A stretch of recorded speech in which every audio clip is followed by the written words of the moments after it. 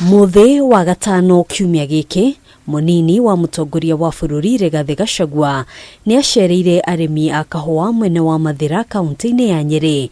Icera riria augite riari ria guthikiriria na kwiyonera imwe kwa imwe mathina ma arimi a kahua mbere ya kigomano kinene kiria kiraririirio ciumia igiri ciukite.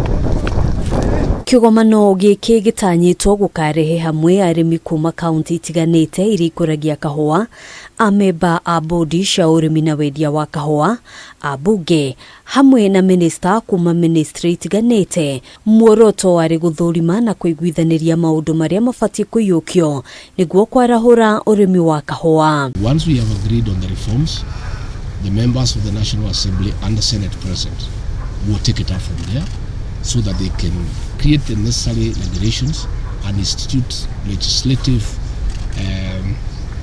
changes that will make sure that the coffee farmer is able to market his coffee directly.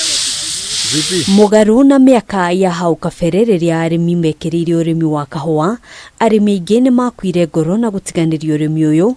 Gachagua kwiranira ati ica ikuhi arimi a kahua ni megukorwo nundu wa kwirahira. There is less production because farmers are not motivated because of poor prices, because of exploitation by cartels.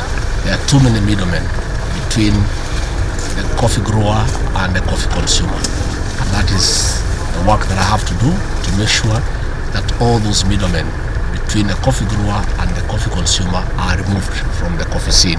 Gachagua oho ni aracereire arimi a macani githii-ini kia Ragate itura-ini ria Ihuage, akiuga onao matiriganeire na ica ikuhi onao ni megukorwo na kigomano gia kwaririria maundu ngurani ari hamwe na mitaratara ya watho iria koretwo ikiariririo thiini wa bunge itemi-ini ria kugacirithia urimi wa macani. There will be various interventions along the way to add value to their tea in terms of pricing, in terms of direct marketing, and I want to confirm that we have now come up with a strategy on how to rein in all the cartels that have been taking advantage of our tea farmers.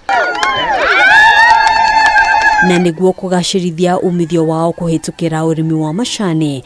Gachagua ni oriti arimi kuhimbiria urimi wa macani ma orthodox, akiuga thoko yamo ni njega mabururi-ini ma nja wa bururi.